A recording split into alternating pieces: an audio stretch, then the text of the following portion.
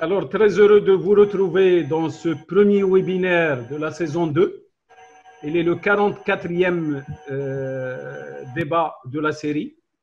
Alors, le sujet, comme vous l'avez constaté, est d'une extrême importance et qui interpelle tous les professionnels de l'enseignement et de l'éducation, en plus de l'administration de tutelle aussi.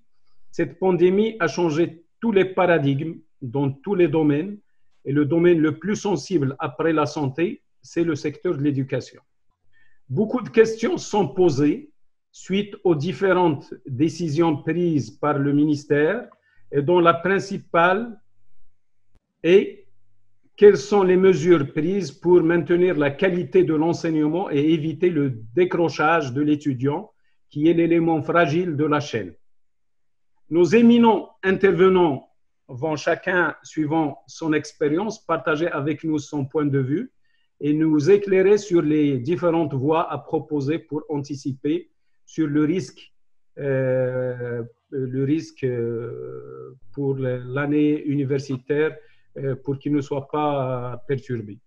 Alors, notre rencontre, comme vous le savez, s'articule autour du thème « Regard croisé et perspectives de l'enseignement et de l'éducation au Maroc face aux nouvelles donnes ». Nous avons 4 intervenants.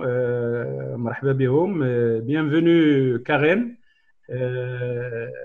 On te souhaite la bienvenue parmi nous. Donc, je vais commencer par ordre alphabétique par le professeur Benchkron, qui est professeur de l'enseignement supérieur C. Il a été directeur fondateur de l'École nationale de commerce et de gestion, qu'il a géré pendant 12 ans, vice-président de l'université Hassan II Mohammedia, le poste qu'il a occupé pendant 7 ans, et directeur fondateur du laboratoire de recherche de biotechnologie de l'environnement de la santé à la faculté des sciences et techniques de Mohammedia. Chercheur et directeur de la recherche pendant 33 ans, avec 70 publications scientifiques, 120 communications et quelque chose comme 18 thèses qu'il avait encadrées. Donc, professeur pendant 24 ans et manager d'institutions de formation. Il a été chercheur à National Cancer National Institute of Health aux États-Unis pendant 5 ans. Le second intervenant serait le professeur Diori Mohamed, donc docteur ingénieur de l'Université de Grenoble, après un diplôme d'ingénieur en électronique à l'Institut national de Polytechnique de Grenoble. Il a occupé plusieurs postes de responsabilité, notamment à l'OCP, et il a dirigé plusieurs grands groupes de la place. Président fondateur du premier établissement d'enseignement supérieur privé au Maroc, qui est l'Institut supérieur de gestion de génie appliqué, l'ISGA. Actuellement, leader sur le marché de l'enseignement supérieur privé au Maroc, auteur de plusieurs ouvrages dans des domaines divers, ancien président de l'Association des grandes écoles privées au Maroc. M. Diori a toujours milité pour un enseignement de qualité, et j'en sais des choses puisque je l'ai eu comme professeur et comme le seul patron au début de ma carrière. Professeur Karen Ferreira Meyers, il nous vient d'Eswatini, ex-Swaziland. Donc, il est né en Belgique. Il est professeur à l'université d'Eswatini. Il a longtemps dirigé le département des langues modernes avant de passer vers l'Institut de l'enseignement et de la formation à distance. Donc, le volet qui va être débattu par Mme Karen, c'est beaucoup plus l'expérience de l'Eswatini en matière de formation à distance. Donc, et enfin, Dr Sdrati Mohamed, une grande personnalité nationale appréciée dans son domaine et auprès des chercheurs universitaires et des anciens étudiants issus de l'Institut agronomique et vétérinaire Hassan II. Il est docteur en médecine vétérinaire en 1964. Il a dirigé les plus grands abattoirs à Casablanca et à Rabat. Il a été directeur de la société Comagri, directeur de l'Institut agronomique et vétérinaire Hassan II et directeur de l'Institut national de recherche halieutique au ministère de la Pêche maritime et président fondateur de plusieurs organisations, de plusieurs associations, notamment la Société marocaine de nutrition et l'association Gerer et Tserga. Donc, pour ne pas trop tarder, je donnerai la parole à mon avis, Madame Karen, si vous me le permettez, comme il s'agit de la formation à distance, on va vous laisser jusqu'à la fin, si vous me le permettez. Une fois qu'on aurait débattu les problématiques de l'enseignement au Maroc. Et je donnerai la parole à Steven Shkron. Allez-y, Steven Shkron. Bonjour tout le monde, merci. Bonjour tout le monde. Bonjour. Est-ce que vous m'entendez? Oui, on merci. Vous entend. Bien. Merci, c'est Mehamoud donc pour la relance de ces webinaires. Donc, c'est le premier donc, de la deuxième série. C'est très bien. Le sujet est très chaud, on va dire. Le sujet est d'actualité, est très important. Et il sollicite et nous incite à parler, à discuter, à réfléchir ensemble et à voir quels sont comment avec la pandémie 2, le décrochage 3, tout ce qui est qualité d'enseignement. Donc moi je vais, si vous le permettez, juste, est-ce que vous m'entendez? Oui, allez-y, allez-y, professeur. Oui, bonjour. Alors juste, bonjour. Alors juste pour dire que nous allons parler peut-être d'enseignement dans sa globalité, mais pas uniquement dans le supérieur, je pense même au niveau du primaire secondaire, puisque bon, c'est un tout, et tout le monde est affecté. Donc, de l'enfant jusqu'à l'adulte, tout le monde est affecté. Donc, de l'enfant qui est de bas âge jusqu'à, on va dire, l'étudiant qui est on va le considérer comme adulte. Et là, c'est une situation assez particulière. Donc, situation très ambiguë, donc situation compliquée, situation qui change de jour en jour, situation qui, d'abord au Maroc, pas uniquement au Maroc, même dans le monde, de cette pandémie. Les derniers chiffres au Maroc, tout le monde le sait, c'est des chiffres qui sont, même si on ne veut pas dire qu'ils sont alarmants, mais ils sont quand même des chiffres qui augmentent et qu'on n'arrive pas à avoir leur stabilité, et surtout le nombre de décès qui préoccupe tout le monde. Donc, avec ça, donc, il est clair que le distanciel est devenu quelque chose l'enseignement à distance est devenu quelque chose comme solution au problème et solution pour remédier à un démarrage de l'école et à un démarrage de l'université. Donc, démarrage de l'école pour la plupart des institutions, à l'exception de ceux où il n'y a pas, comme on dit, de chiffres alarmants pour les régions et où il n'y a pas beaucoup surtout le nombre de décès.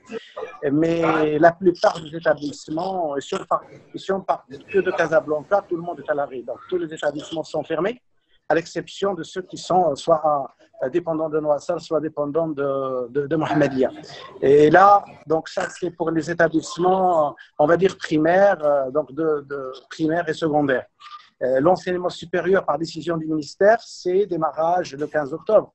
Mais si vous permettez, moi, je vais quand même prendre 1 ou 2 minutes pour dire que cette situation impose à l'enseignement supérieur un grand nombre de challenges et un grand nombre de problèmes posés auxquels il faut remédier. Nous sommes en mois de septembre et on essaie toujours de trouver les meilleures modalités d'évaluation du semestre passé, du semestre où on était disons, en confinement, et on n'avait pas de possibilité de ramener les étudiants au niveau des universités. Donc, c'est comment évaluer le semestre passé en distanciel que partie d'enseignement qu'il y a eu en présentiel. Deuxième chose, ce sont des questions qui se posent. Le quand, le comment et même les surveillances de ces examens. Dans une situation toujours où le Covid-19 fait ravage.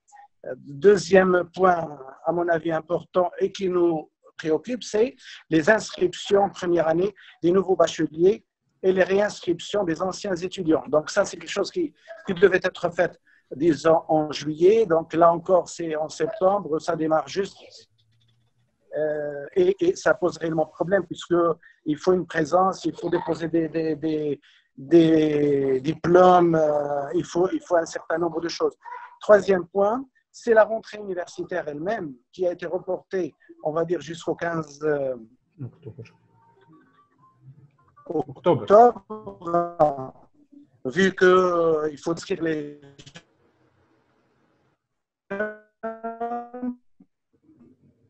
Donc, c'est tout ça. Il y a des petits soucis de son. Je me rapproche peut-être. Ça va mieux? Oui, oui, allez-y. Là, ça va? Donc, je disais, c'est des soucis et préoccupations au niveau ministère comme au niveau aux responsables et responsables des établissements universitaires et responsables des universités, donc président d'université et doyen et directeur d'établissement. Donc, ils ne cessent de remodeler les scénarios, de changer de scénario en scénario pour essayer quand même de permettre à cette rentrée universitaire d'avoir lieu. On dit le 15 septembre, donc le 15 octobre.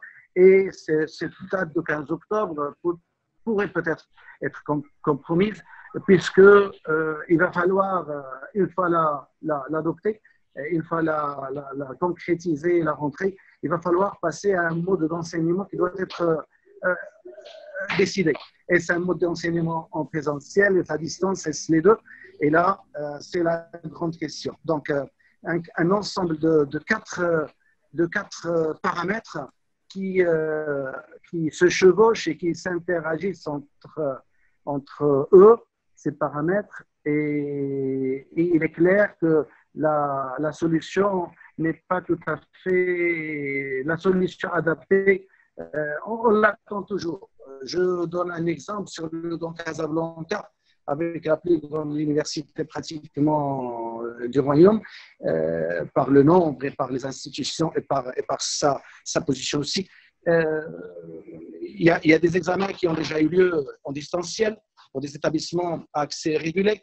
Il y a des établissements à accès ouvert où les examens n'ont pas encore tous eu lieu. Ils ont démarré, ils sont arrêtés. Ils ont démarré, ils sont en cours. Et on est encore en train de voir comment les réaliser, pas en présentiel, mais d'une autre manière en distanciel. Donc, la situation est très compliquée, aussi bien pour les apprenants que pour ceux qui dirigent les institutions, et notamment pour les enseignants qui doivent, présenter le son assez bien. Élaborer des évaluations pour les enseignants. C'est bien, on ne vous entend pas. Maintenant, là, on ne vous entend pas. Donc, et maintenant, ça va maintenant? Un peu mieux. Ça reprend. Un peu mieux. Donc, je rapproche encore le micro. Donc, je disais, on est en situation, on essaie de trouver la meilleure formule pour pouvoir, évaluer, inscrire, 3, démarrer une année qui ne sera certainement pas comme les autres. Il est clair, il est exceptionnel. Ce sont des mesures exceptionnelles. Et on va avec l'exceptionnel de toute façon. Alors, je reviens à l'enseignement qui nous préoccupe. Le distanciel a pris de l'importance, d'une petite à grande importance jusqu'à une importance capitale au niveau des institutions supérieures à partir du mois de mars, où il y a eu quand même le début des établissements en termes présentiels. Donc, les étudiants ne pouvaient plus accéder aux établissements. Donc, je disais, ça a pris une importance de plus en plus grande. et il est clair que c'est quelque chose qui prendra encore de l'importance. Donc, nous sommes passés à une situation très, je vais utiliser un terme entre guillemets primitive, de l'enseignement à distance vers une forme de plus en plus évoluée, entre guillemets, de l'enseignement à distance. Donc, il y a des efforts énormes, aussi bien en termes d'équipement qu'en termes de formation pour ceux qui produisent les supports. Donc, je parle enseignants, je parle des institutions avec des studios d'enregistrement, se préparent de mieux en mieux pour qu'on puisse assurer justement pour cette histoire de qualité d'enseignement qui, dans tous les cas, à mon avis personnel, le distanciel ne sera jamais le remplaçant, on va dire, idéal du présentiel. Donc, mais c'est une solution qui certainement va s'imposer même pour l'année à venir, à mon avis, puisque nous ne savons pas quand est-ce que ce phénomène et cette pandémie sera réellement en phase stationnaire et en chute. Donc le distanciel, à mon avis, ça sera quelque chose qui sera encore de plus en plus mis en place et ça sera, même si on parlera de présentiel et de distanciel, ou du blended, comme on dit, ou un mélange entre les deux, les enseignants vont certainement assurer, pour ceux qui sont, si la situation le permet, en présentiel, et les autres vont pouvoir suivre de façon à distance. Donc, les cours se passeront, comme ça a été décidé maintenant, se passeront de l'établissement où l'étudiant est inscrit vers l'étudiant qui est ailleurs et qui est en forme distancielle. Donc, j'espère que nous améliorons de plus en plus par rapport à le semestre passé, les cours qui ont été donnés et qui ont été assurés pour assurer une meilleure qualité, pour assurer pour que les étudiants puissent profiter au mieux. Mais à côté de ça, ça ajoute bien sûr tout ce qui est technique, tout ce qui est connexion des jeunes, tout ce qui est possibilité de connexion, possibilité pour qu'ils puissent suivre en fait ces enseignements à distance. Donc, le problème n'est pas simple. Nous entendrons certainement notre collègue qui va nous parler de formation à distance ailleurs, pas uniquement au Maroc, parce que l'expérience marocaine, comme j'ai dit tout à l'heure, comme vous le savez tous, elle est très jeune. Donc, mais je pense qu'on a en quelques mois, on a fait ce qui se fait ailleurs en plusieurs années. Donc, tout le monde œuvre pour que ça puisse être rentable, que ça puisse être utile et de qualité. Donc, pour que l'étudiant, qui est notre préoccupation principale, puisse quand même bénéficier et puisse quand même avoir un maximum de savoir via ce nouveau mode d'enseignement. Voilà. Donc, je pense que s'il y a des questions, je vais pouvoir, pour ne pas monopoliser la parole, déjà, je pense que j'ai pris un certain temps. J'ai pris 7-8 minutes, je pense. Donc, je suis à vous. Je peux reprendre la parole comme vous voulez. Merci, Steven Shkron. Donc là, Steven Shkron, il nous a un tout petit peu parlé de la difficulté de l'enseignement, et principalement l'enseignement public, parce qu'il ne faut pas oublier que l'enseignement public, il n'est pas le seul sur le marché. Il y a aussi l'enseignement privé qui a sa part du marché et qui a un certain nombre d'innovations. Ils ont mis en place un certain nombre de process qui peuvent être peut-être la locomotive. C'est vrai que les effectifs au niveau du privé ne sont pas les mêmes effectifs que le public, mais ça n'empêche, ça peut être des solutions éventuellement qui peuvent être adaptées à d'autres enseignements. Pour cette raison, je donnerai la parole à Sid Djouri, qui est président de l'Institut supérieur de génie appliqué, qui est l'ISGA, qui sont précurseurs en matière d'un certain nombre d'innovations. Donc, il va nous parler de l'enseignement supérieur privé d'une manière générale et notamment l'expérience avec cette pandémie. À vous la parole, Sid Duri. Là, micro, Sid Duri, micro. Voilà, pardon. Là, مازال le micro à Sid Duri. Voilà, c'est bon? C'est bon. Bien, je voudrais régler ISGA, c'est Institut supérieur d'ingénierie et des affaires, parce qu'on a les deux filiales. Bon, je voudrais d'abord enchaîner sur ce que vient de dire Stephen Schorn, je voudrais, disons, partir de sa conclusion, qui est très pertinente et très juste, qu'en quelques mois, avril, mai, juin, on a fait au Maroc des choses qui se font ailleurs en plusieurs années. C'est la vérité, que ce soit au public, que ce soit au privé.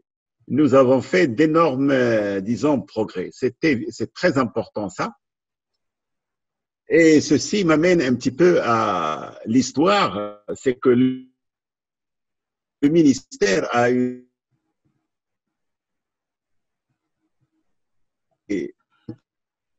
dans l'enseignement.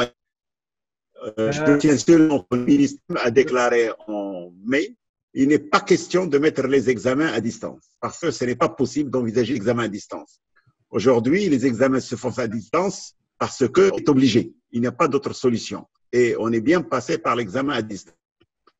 Notre législation marocaine, elle est très en retard par rapport aux autres législations et il n'est pas possible qu'un secteur puisse se développer si la législation ne suit pas ou ne précède pas. L'enseignement à distance au Maroc n'est pas reconnu. Vous ne pouvez pas avoir un diplôme par un enseignement à distance.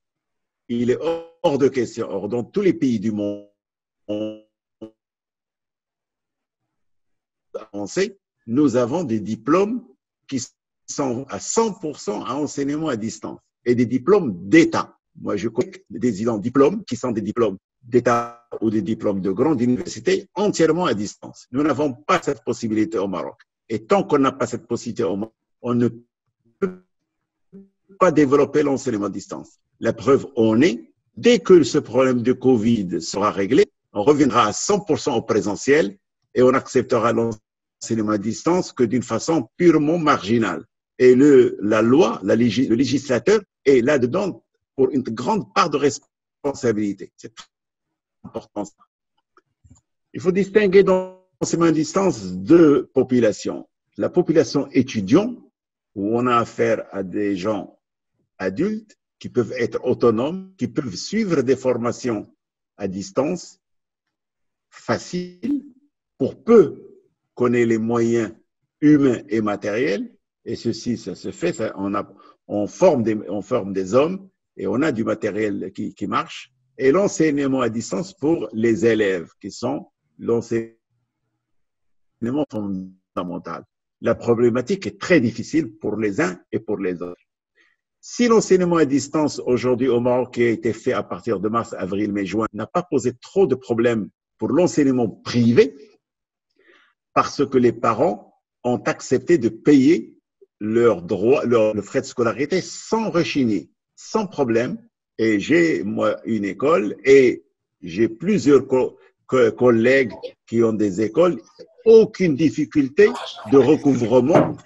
La preuve en est que leurs enfants ont été satisfaits. Par contre, l'enseignement fondamental, il y a eu une polémique très importante des parents qui ont refusé de payer parce qu'ils ont estimé que l'enseignement à distance que leurs enfants ont reçu n'a pas été, disons, satisfaisant. Et ceci montre que les écoles fondamentales, les écoles primaires et secondaires, pour basculer d'un enseignement présentiel à un enseignement à distance. Je pense que le démarrage de cette année se fait beaucoup mieux et je rejoins toujours encore la conclusion de ces choses.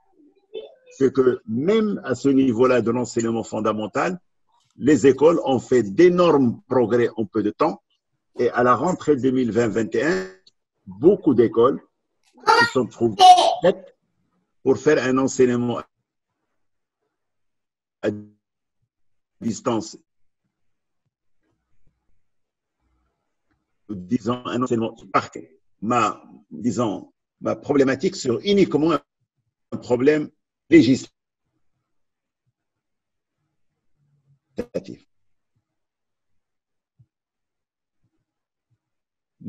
Sur ce domaine-là. Et aujourd'hui, nous sommes en train de faire de l'enseignement à distance, contrairement à la loi qui ne le prévoit pas. La loi ne prévoit pas de l'enseignement à distance. La loi même interdit l'enseignement à distance qui dépasse un certain pourcentage.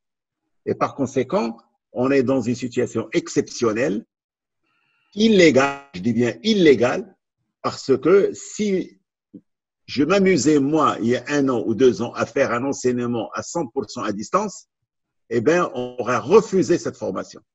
Pourquoi? Parce que la loi ne le prévoit pas et ne l'accepte pas. Et c'est pour cela qu'on est dans un système un petit peu exceptionnel et le législateur est en retard. Et tant que le problème législatif n'est pas réglé, ce secteur de l'enseignement à distance ne pourra jamais progresser. On se retrouvera un jour au Maroc en retard. Et comme on a eu Uber qui est venu et qui a pris la partie des taxis, ou bien on a pris Booking.com qui aujourd'hui, sans hôtel, il est en train de faire des réservations, d'accord? Eh bien, on va se retrouver avec des Marocains qui sont ces jeux et qui sont inscrits à Paris, à Londres, aux États-Unis, n'importe quel, reçoivent des diplômes avec de l'enseignement à distance. Et nous, nos universités ou nos écoles, ne trouveront pas d'étudiants. Parce que ces étudiants auront une autre façon de travailler et ils n'accepteront pas d'aller à l'école. Qu'on aille à l'école pendant 1 heure par jour ou 2 heures par jour ou un jour par semaine, le reste à la maison, oui. Mais le truc dans le 21e siècle se terminera avec des étudiants chez eux, à la maison, à distance, avec une présence très, très, très faible à l'université ou dans une école privée ou publique. Et si le ministère ou le législateur ne se prépare pas à ça, on sera complètement dépassé. Et comme nos hôtels, comme dans nos hôtels reçoivent des réservations de l'extérieur par Booking.com, etc., eh bien, nos universités et nos étudiants seront inscrits ailleurs sans se déplacer. Alors qu'au Maroc, il y a beaucoup de possibilités et je rejoins encore et je répète cette conclusion qui me fait plaisir, c'est qu'on est capable de faire un tas de choses et on est capable de concurrencer des universités étrangères. Encore faut-il que le législateur le permette. Ce n'est pas possible. Très bien. Voilà, merci beaucoup, Sid Diori. C'est très intéressant et je vais rebondir sur ce que vous avez dit en dernier pour voir un peu l'expérience de l'Estwini avec Madame Karen, puisqu'il est spécialiste dans le e-learning au sein de l'université de l'Estwini. Madame Karen, comme vous allez avoir un petit souci avec votre PC, je préfère vous donner la parole tout de suite et en demandant les excuses au Dr Sidrati. À vous la parole, Madame. Merci beaucoup, grand merci. Je suis désolée, mais là vraiment j'ai un souci avec mon ordi. J'ai oublié mon câble au bureau. C'est de ma faute et je m'en excuse largement. J'essaye de faire un partage d'écran, mais je crois que vous devez me donner la permission. Tout de suite. Tout de suite.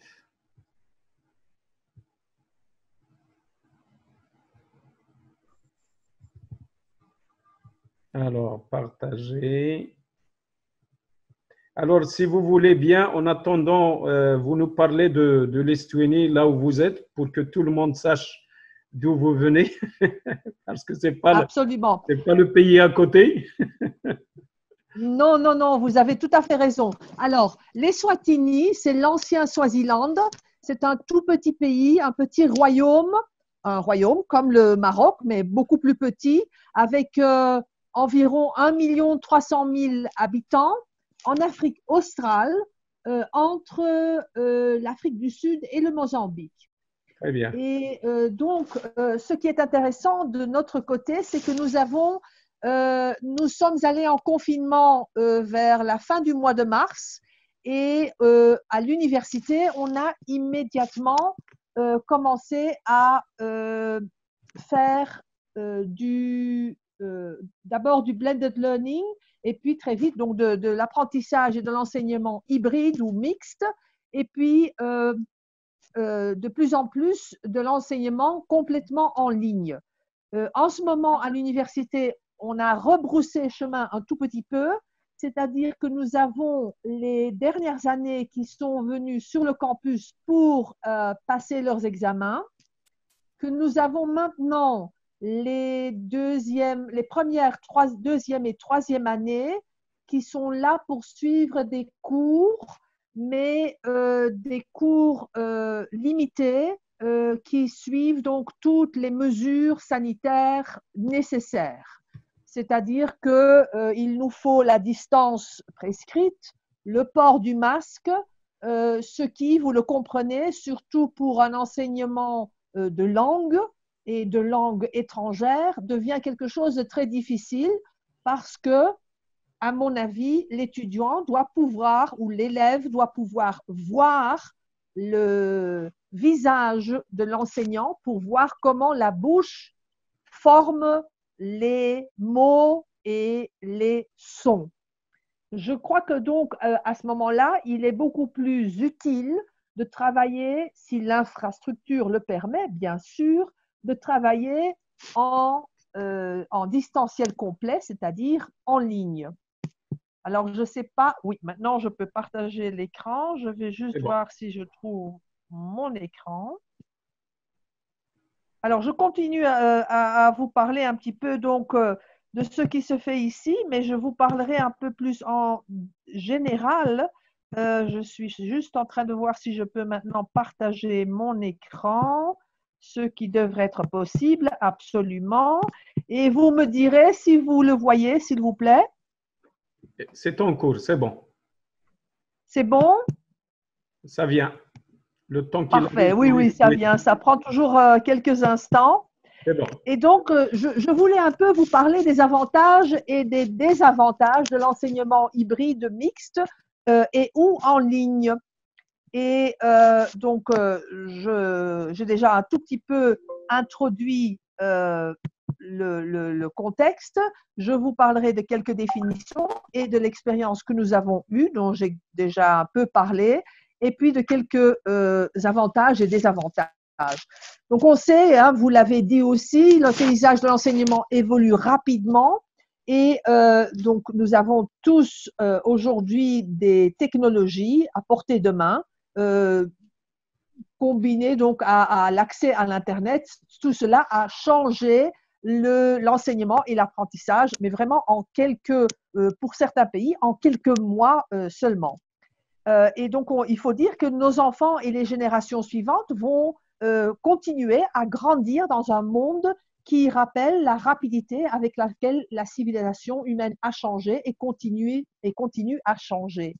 Et nous aurons donc de plus en plus de smartphones, de tablettes qui seront répandus d'un côté et puis de plus en plus abordables. C'est ce que nous souhaitons et c'est ce que nous croyons être la réalité à envisager. Et en tant que partie prenante de l'éducation nationale, je crois que c'est une de nos responsabilités vraiment de voir s'il y a des avantages et de faire la comparaison avec ce qui se passait avant, ce qui se passe aujourd'hui et ce qui va se passer à l'avenir. Donc, comme je vous ai dit, l'Eswatini, petit pays en Afrique australe, entre l'Afrique du Sud et le Mozambique. La capitale s'appelle Mbabane. Nous avons 2 langues officielles, le Siswati et l'anglais, et le français est enseigné en tant que langue étrangère. Pas dans toutes les écoles, mais dans plusieurs écoles publiques et privées. Et à l'université, je vous parle donc de l'université où je travaille, c'est l'université, c'est la plus environ 7000 étudiants.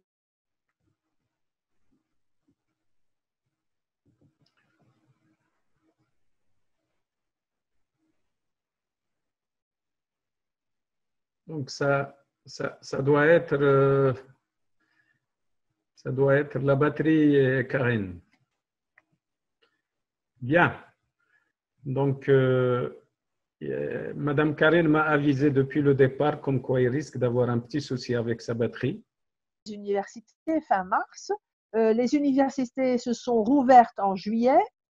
Et depuis fin mars, il y avait donc un enseignement et apprentissage en ligne qui aujourd'hui est redevenu un apprentissage mixte plutôt.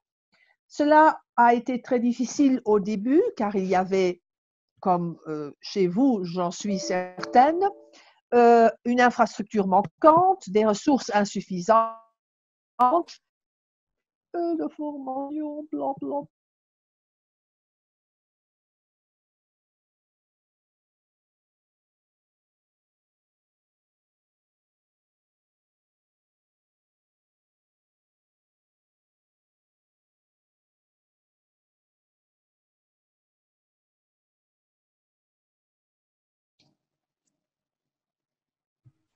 Je pense que la batterie de Madame Karen est arrivée à Rendu l'âme. Très bien. Donc, pour ne pas, on va essayer de la récupérer par la suite. Ce que j'ai retenu dans tout ce qui vient d'être dit par professeur Karen, c'est que les Stouini, bon, ils vivent peut-être les mêmes conditions qu'au Maroc, mais apparemment, eux, ils ont commencé il y a quelque temps au niveau du e-learning qui est en train de donner des résultats qui sont probants, notamment dans l'apprentissage des langues. Sachant pertinemment qu'au Maroc, en matière de langue, ça a commencé, ça fait déjà quelques années. Donc, je laisserai si Sdrati nous parlait aussi du côté enseignement provenant de l'Institut agronomique. Donc, avec l'expérience qu'il a vécue avec les futurs ingénieurs. À vous la parole, Monsieur Sdrati. Alors,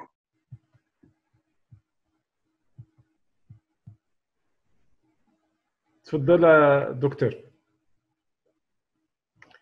Alors, je vous libère le micro. Là, il est désactivé. Essayez de l'activer de chez vous. Micro. c'est ici. C'est bon, c'est bon. C'est bon? C'est bon, vous m'entendez? Oui, oui, allez-y, docteur. Bien, écoutez, je n'ai pas l'expérience des premiers intervenants qui ont d'abord qui sont propriétaires d'école et ont une longue expérience dans le domaine. Moi, je vais revenir un petit peu en retard parce que je crois que l'enseignement à distance, évidemment, a été abordé parce qu'il s'est imposé du fait de l'épidémie de Covid-19. Et par conséquent, c'est en fait une sorte de rustine, si vous voulez, pour réparer cette période de confinement. Il fallait faire quelque chose pour essayer de sauver l'année. Et je pense que nous devons poser des questions. Est-ce que vraiment nous avons réussi notre enseignement à distance pendant cette période? Je vais être méchant, je dirais c'est peu probable parce que nous n'en avions ni l'expérience, probablement ni les moyens, notamment dans le service public. Alors moi, permettez-moi de revenir un peu en arrière. L'année 2019 a vu la mise en place d'une commission royale pour réfléchir sur le nouveau modèle de développement. Et je ne sais pas de quel sujet elle traite, puisque je n'ai pas accès à leurs travaux, mais en tout cas, si on veut parler d'un nouveau modèle de développement, je pense que la question de base et le problème de base qui se pose pour un nouveau modèle de développement, c'est la possibilité d'avoir un enseignement à la hauteur de ce nouveau modèle de développement. Nous en avons eu des modèles de développement depuis l'indépendance. Nous en avons eu des plans pour les différents secteurs. Le résultat, malheureusement, qu'il faut bien reconnaître, c'est que notre enseignement n'est pas à la hauteur des défis du XXIe siècle.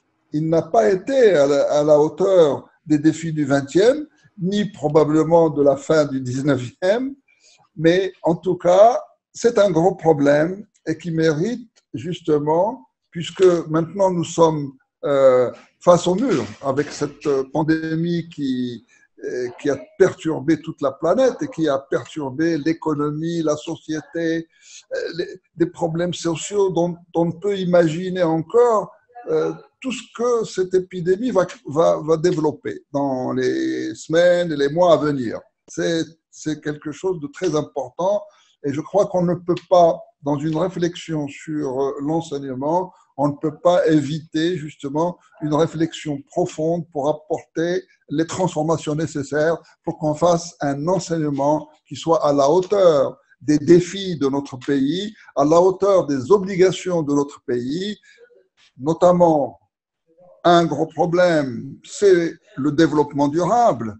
Et le développement durable, dans justement les objectifs du développement durable, l'enseignement justement a une place très, très, très importante. Et par conséquent, cet enseignement doit être une réflexion de base à tout ce qu'on peut faire pour l'avenir. Alors, le hasard a fait que, en essayant de ranger un peu un ensemble de mes papiers, des revues, etc., je suis tombé sur deux tels quels, dans lesquels on pose des problèmes de l'enseignement. Et j'aimerais, en m'adressant aux collègues qui connaissent beaucoup mieux que moi l'enseignement, leur dire quelle est leur réflexion par rapport à ces questions. Alors, la première que j'ai eu l'occasion, c'est sur un tel quel qui date du 7. Il y a eu une réflexion de M. Abdullah Tourabi sur la dernière chance de l'école publique. Et voilà ce qu'il dit. Les écoles marocaines sont devenues des serres géantes, bonnes à cultiver l'ignorance, l'illettrisme et l'inadaptation au marché de l'emploi. Premier à en pâtir, les parents de la classe moyenne qui se saignent pour offrir des études à leurs enfants. Puis il poursuit, au lieu d'assurer son rôle de tremplin pour une ascension sociale, elle est devenue un ghetto pour les pauvres. Voilà un grand problème qui est posé. Et je crois qu'au lieu de commencer à réfléchir sur l'enseignement à distance, si nous n'avons pas fait et développé une réforme profonde et des actions bien ciblées avec tous les moyens humains et financiers pour résoudre ce problème, on aura beau avoir des nouveaux modèles de développement, nous n'irons pas très loin. Alors, pour revenir brièvement à l'Institut agronomique, j'y ai assuré une direction pendant 14 années après sa création, où j'ai commencé à enseigner en 1968 en participant au département qui traite de la production animale, c'est-à-dire le développement de la production de lait, de la production de viande, etc. Que ce soit du bovin, du mouton, de la chèvre, etc. etc. Donc, j'ai participé à la formation des ingénieurs pendant ces années. Nous avons en même temps, à ce moment-là, parallèlement, développé l'enseignement, commencé à développer un enseignement vétérinaire parce que nous n'avions pas suffisamment de postes avec les pays amis pour former tous les cadres dont le développement de l'agriculture.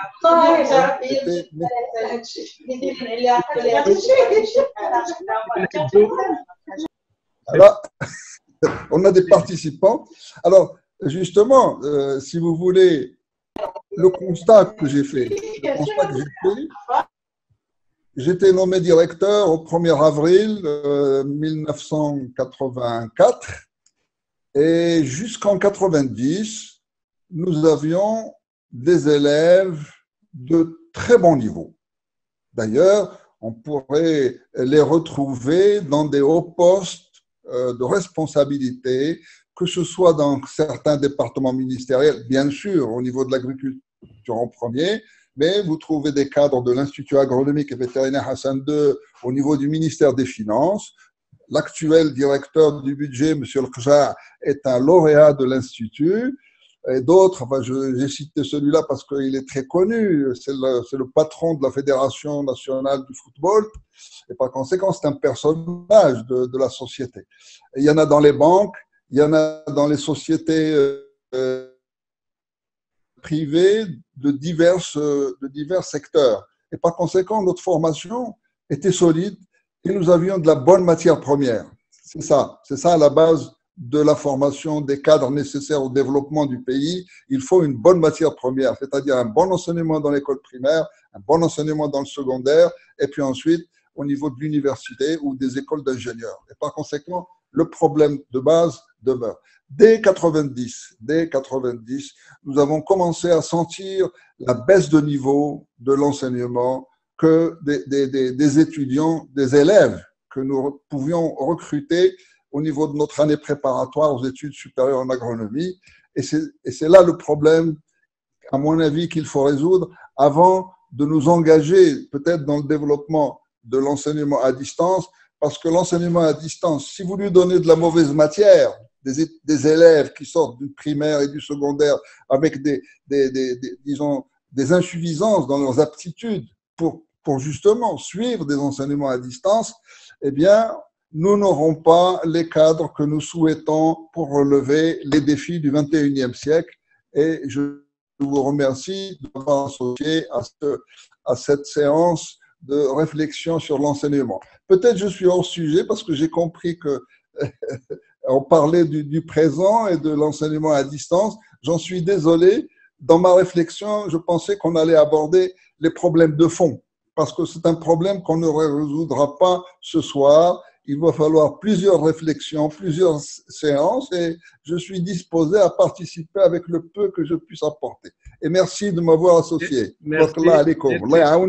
Sdrati.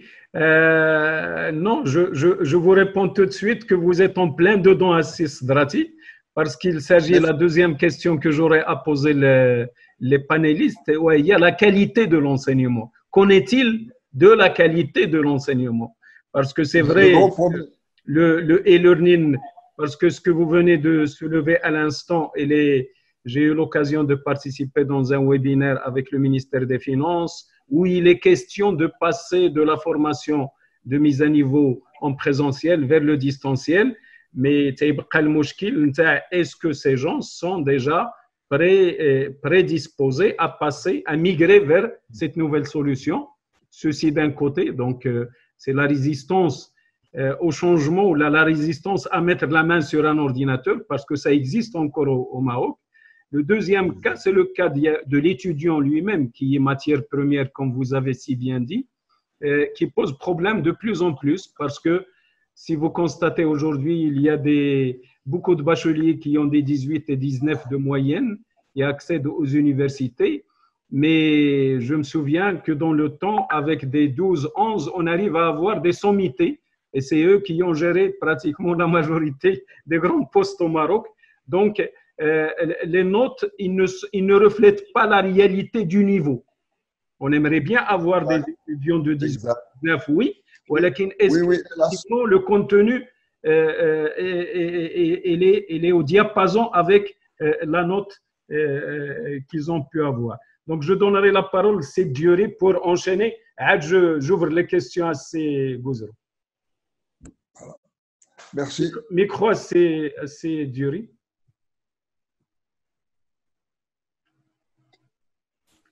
Oui, bon, alors le problème moi je m'excuse, j'ai directement le problème de la problématique de l'enseignement à distance parce que j'ai enchaîné sur un petit peu l'introduction de Sibyl Chkron.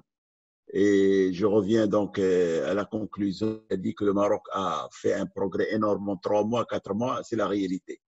Et je me suis surtout intéressé au problème législatif où le Maroc est très en retard. Maintenant, la problématique générale telle qu'a présenté M. Sdrati, effectivement, c'est que c'est un problème qui dure depuis l'indépendance. Et on a fait, je ne sais pas combien de réformes de l'éducation nationale et ça n'a rien donné. Le résultat aujourd'hui, comme le signale M. Mohamed, c'est qu'on se retrouve avec des... Moi, dans les écoles que j'inscris des étudiants bacheliers qui ont des moyennes de 17 et des 18 et des 16. Et je vous assure qu'ils ne savent parler ni en arabe ni en français. Et d'où ça vient ça? D'où ça vient ça? Ça vient, je ne veux pas jeter, disons, la pierre aux autres, mais ça vient d'une démission de l'administration et du ministère et de l'enseignant. C'est qu'aujourd'hui, l'enseignant, il préfère donner un 14 que donner un 10 et il a des marchandages avec les élèves, et il ne s'en sort pas. Et donc, pour s'en sortir, il donne un 14, un 15, un 16, qui est une très mauvaise note. Et celui qui a travaillé, ben, il va avoir un 19, un 18. Moi, j'ai aujourd'hui un neveu qui a eu une moyenne de 7,5, je crois, dans son bac. Et il n'a été admis dans aucune, disons, école ou dans un truc comme ça. Et par conséquent, on se retrouve dans une inflation de ça. Et ça, c'est le revers de la médaille de la qualité de notre formation. C'est-à-dire, donner de meilleures notes et moins l'enseignement est mauvais. Moi, j'ai eu mon bac en 65. J'ai mon 65. J'ai eu 14 de moyenne et j'ai été admis en maths sup, maths spé, en mathématiques, c'est-à-dire c'est les meilleurs étudiants en mathématiques. Aujourd'hui, avec un 14, vous n'avez droit à rien du tout. D'accord? Pourquoi? Parce que les 14 parmi les meilleures notes qu'on pouvait avoir. Et ça a dû durer, on l'a dit Sisdrati, jusqu'aux années, je crois, 90, 92, 95. Après, il y a eu l'inflation des notes et on s'est retrouvé avec des bacheliers. Et ça, c'est quelque chose qui est impossible à rattraper. Vous vous rendez compte? C'est impossible à rattraper. Pour que ramener les gens à des moyennes raisonnables et je dirais, qui reflètent un petit peu la réalité, c'est très compliqué. Et ça, c'est ça le plus important. Le problème de la qualité de l'enseignement, il est d'abord chez l'enseignant. Et l'enseignant, il est chez sa formation. Sa formation. Qu'est-ce qu'on a formé comme enseignant? C'est ça le problème. Et on ne peut pas mettre un enseignement de qualité si on ne prend pas la peine de bien former. Ce n'est pas le cas. Ce n'est pas le cas. Maintenant, je vais vous donner un cas très simple. Dans les écoles privées, nous avons actuellement un processus de reconnaissance. Donc, il y a beaucoup d'écoles qui sont reconnues. Il y a une trentaine aujourd'hui. Les conditions qu'impose le ministère, il faut qu'au deuxième cycle, c'est-à-dire en 4 et 5e année, il n'y ait comme enseignants que des docteurs. Uniquement des docteurs. Alors, vous, une matière qui s'appelle l'ingénierie financière et l'ingénierie financier, nous amenons un docteur en économie qui ne connaît rien du tout et on nous interdit d'avoir un master qui a travaillé dans des salles et dans la bourse et qui a 5 ans ou 6 ans d'ancienneté. Et ce qu'on se retrouve, on se retrouve dans des choses incroyables. Vous amenez un informaticien, un docteur en informatique, alors que nous avons des ingénieurs d'informatique dans des boîtes qui ont fait des développements énormes et on ne peut pas aller en faire des professeurs. La loi est là qui bloque. La loi est là qui bloque et qui nous bloque. Et ceci est valable aussi pour l'université. L'université, elle doit avoir des docteurs. Elle ne peut pas avoir des ingénieurs ou des masters qui ont une très grande expérience. Donc, elle prend des docteurs. Je ne dis pas que le docteur n'est pas bon. Au contraire, le docteur, il est bon pour faire de l'enseignement général, de la théorie et tout. Mais quand on passe dans des domaines pratiques, un docteur qui n'a jamais été dans une entreprise et qui n'a jamais été dans une banque, comment voulez-vous qu'il apprenne les techniques bancaires ou les techniques fiscales? C'est pas possible.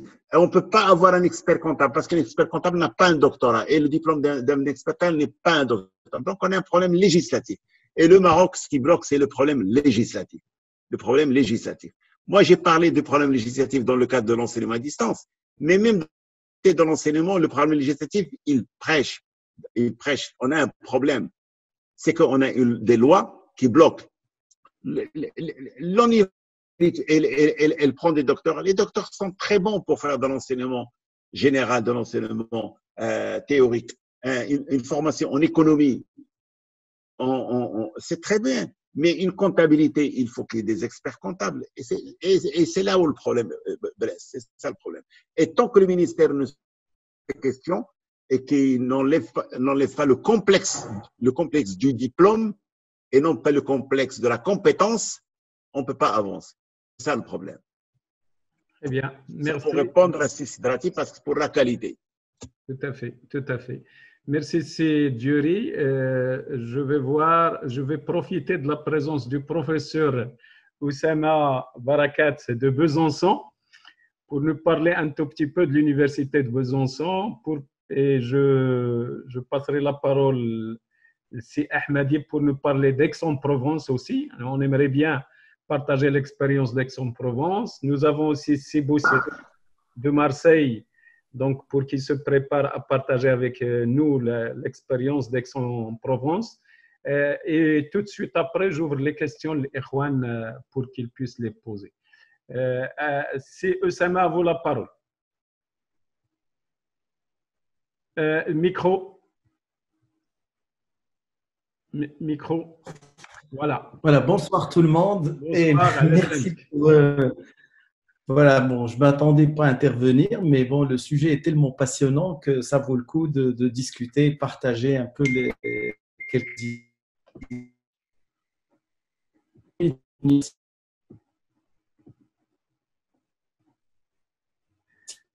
On ne vous entend pas assez, Oussama. Droit, économie, gestion, donc toutes les liens. C'est Oussama, on ne vous a pas entendu. Je répète, vous m'entendez? D'abord, c'est bon. Allez-y. Vous m'entendez là? Ça entrecoupe. Et vous m'entendez? La connexion. Ce qu'on va faire, le réseau est bien on va chanter l'image. On va chanter l'image à Oussama pour pouvoir mieux vous entendre.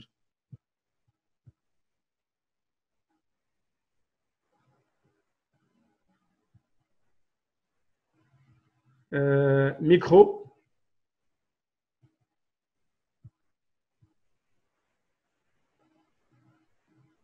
Micro, c'est Oussama.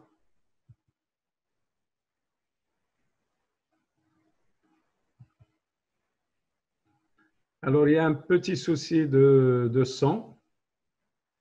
Bien, donc je donnerai la parole, c'est Ahmadi, c'est Abd Sadq, que nous avons le plaisir de revoir après quelques mois pour nous parler de l'expérience d'Aix-en-Provence. Professeur. Oui, merci de votre invitation. Je ne m'attendais pas non plus à intervenir, mais je ne vais pas trop monopoliser la parole. Et je peux dire quelques mots sur la situation que nous avons connue l'année dernière lors de la saison de printemps, et puis le démarrage de cette année. Donc l'année dernière, on a été confinés comme beaucoup de monde, et l'université donc a choisi de porter un certain nombre d'enseignements en présentiel pour ne les faire qu'à distance, ainsi que les examens qu'on a pu aussi organiser, mais pas tous les examens. Certains examens ont été aussi organisés à distance. Le redémarrage cette année s'est fait un peu de manière improvisée. On a commencé à faire un enseignement hybride, mixte, comme dit Madame Karen. Donc hybride, les étudiants nés un jour pair assistent en présentiel aux enseignements en présentiel la semaine paire, et les étudiants nés un jour impair suivent les enseignements présentiels la semaine impaire. Et pendant ce temps-là, normalement, si tout allait bien, on devait organiser en parallèle donc des enseignements à distance, le même cours diffusé en visioconférence aux étudiants qui ne pouvaient pas assister en présentiel. Sauf qu'aujourd'hui, là, c'est tout nouveau. Là, on vient juste de recevoir l'information. À partir de lundi, tout se fera en distanciel, uniquement à distance. On nous a interdit maintenant de réintégrer nos locaux de l'université pendant une quinzaine de jours. Alors, on n'est pas… Donc, c'est pour ça que j'ai dit en principe, parce que le problème, c'est la technique. La technique qui doit suivre quand on a des amphithéâtres de 1500 étudiants, voire même plus, et des étudiants pas toujours bien connectés, toujours pas bien équipés. Donc, les enseignements à distance vont poser problème et ont déjà posé problème pendant le mois qui vient de s'écouler. Alors, ça, c'est la situation que, à la limite, d'autres collègues connaissent, y compris dans le monde. Moi, je m'occupe aussi des étudiants Erasmus que je reçois d'Allemagne, de Belgique, de Hollande, d'Italie, d'Espagne, etc. J'envoie aussi là-bas mes étudiants. Beaucoup de choses se font à distance aussi. Et on a étalé le cursus de l'année. On n'est pas obligé de commencer le 1er septembre et le terminer le 30 juin. Certaines universités ont élargi l'année avec des cours même au mois de juillet, des examens au mois d'août, etc. Donc, ça, il faut s'adapter. Mais je voudrais revenir sur quand même un élément important sur les missions de l'université. Parce que ça, je crois que c'est important, qu'il ne faut pas le perdre de vue. Normalement, l'université, dans le monde entier, a 3 missions. Il y a la recherche d'abord. C'est la première mission, c'est la recherche. Ce n'est pas l'enseignement, c'est la recherche. Et si la recherche se fait bien et si elle est de bon niveau et qu'elle est diffusée, quelle que soit la forme de la diffusion, sous forme d'articles, de bouquins, de conférences, etc., de communication, l'enseignement suit aussi et il est aussi de bonne qualité. Donc, l'enseignement, c'est la deuxième mission de l'université.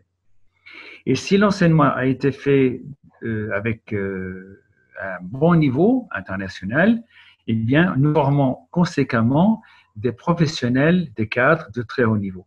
Donc, c'est dans cet ordre-là que les missions, normalement, de l'université doivent être réfléchies et repensées, y compris pour notre pays, le Maroc.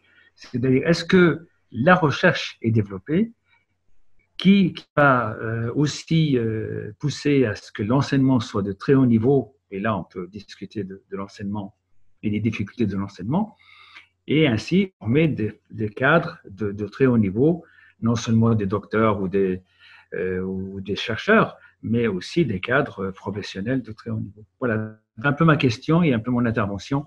Il y a la situation internationale, certes, il faut s'adapter, mais il faut quand même revenir aux fondamentaux de l'université, c'est-à-dire la recherche, l'enseignement et la formation. Voilà, merci en tout cas. Merci, c'est Ahmadi. Donc, je redonnerai la parole à Sibarakat, il est de retour. Vous activez le micro, Sibarakat. Puis par la suite, c'est… Ça y est, il est activé. Allez-y, Sibarakat. Voilà, je suis désolé pour ce petit… Voilà, donc j'étais en train de décrire un petit aperçu sur l'Université de Franche-Comté. Donc, c'est une université pluridisciplinaire, plusieurs composantes, sciences, techniques, lettres, droit, médecine, filière d'ingénieur. C'est une université qu'a créée il y a à peu près une trentaine d'années presque, ce qu'on appelle le CTU. Donc, c'est le Centre de téléenseignement universitaire, mais c'est vraiment un centre d'enseignement à distance. Il a été créé sur 2 filières au départ pour délivrer la licence et la maîtrise en mathématiques et en informatique. Et ça s'est étendu au fil des années à plusieurs filières de l'université, donc en droit, en économie, en management, en finance, en licence et en master, même dans des filières aussi en lettres et sciences humaines. Donc, nous avons aussi de l'enseignement à distance avec des diplômes d'État. Donc, tout à l'heure, j'ai bien entendu la remarque de Sediouri. Donc, ce sont des licences, diplômes d'État, des masters de diplômes d'État qui sont délivrés aujourd'hui en enseignement à distance. Donc, et là, cette expérience en parallèle, bien sûr, aux formations classiques qui sont donc des formations en présentiel. Alors, on a vécu tout un développement. Nous avons lancé un certain nombre de projets pour créer des universités numériques avant le Covid, tout ça. Et on avait en fait 2 mondes qui vivaient au sein de la même université, des équipes pédagogiques dédiées à l'enseignement à distance, des équipes pédagogiques dédiées donc à l'enseignement en présentiel. Alors, le Covid, bon, on a déjà échangé, je crois, au mois de mai, donc sur l'expérience de l'université et puis comment on a géré cette situation de crise. On a développé de l'enseignement totalement à distance, mais en catastrophe, hein, donc parce qu'il fallait gérer des modules qui n'étaient pas encore achevés, il fallait faire des enregistrements et envoyer aux étudiants, il fallait même envoyer des mails avec des cours tout simplement en simple fichier pour gérer vraiment l'urgence. Et nous avons eu un petit peu le temps de préparer cette rentrée. Tout le monde se posait la question au mois de mai-juin, comment la rentrée allait se passer. Effectivement, ben nous, on a fait notre rentrée exactement depuis le 1er septembre. Cette rentrée est, je dirais, totalement en présentiel, avec toutes les restrictions qu'on connaît sur le Covid, la distanciation, le masque, nos cours se déroulent en masque, etc. Mais quand on a des situations critiques, c'est-à-dire présence de quelques étudiants positifs dans une classe, on ferme la classe et tout se transforme donc à distance. Ça veut dire que les collègues préparaient déjà leurs cours à distance et dispensaient donc leurs cours à distance et c'est comme ça que donc ça se passe. Un petit exemple, toute la semaine là qui vient de se dérouler, on avait les soutenances des étudiants, une partie en présentiel, une partie à distance, parce que les soutenances, c'est quand même des partenaires industriels qui devaient venir dans différents domaines. Et ceux qui sont disponibles donc, se déplacent et viennent et on applique toutes les mesures d'hygiène, sécurité Covid. Et puis, ceux qui ne peuvent pas, ben, on fait donc des soutenances à distance. Ça, c'est un peu la nouveauté par rapport donc aux soutenances qui sont quand même très importantes pour, je dirais, la validation des diplômes et ces diplômes qui sont pour leur majorité des diplômes professionnalisants. Alors, j'ai écouté avec beaucoup d'intérêt ce qui a été dit tout à l'heure. Alors, je partage quelques idées, je ne partage pas d'autres. Et j'ai écouté l'intervention du professeur Sedrati, donc ancien directeur donc, de l'IAV.